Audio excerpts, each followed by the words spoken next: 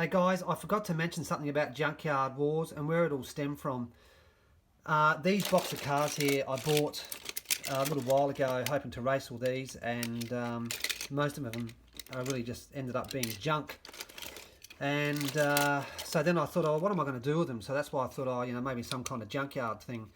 And then I thought, you know what?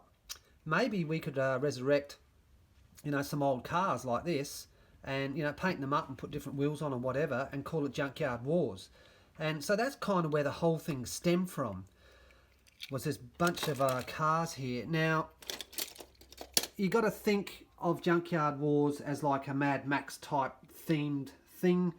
You know, we can use, you know, cars like this, you know, and you can paint them up or do whatever you want. So kind of think like Mad Max, and you know, it might, you know, kind of futuristic, but kind of, you know, backwards setting in a way. And I think of Australia and the dust and the dirt and all that sort of thing. So I'll just say that again, that you can use brand new cars, right? But they do have to be modified or custom. You know, you just can't buy this and then chuck it up on Mount Western Raceway and call that a car that will fit Junkyard Wars.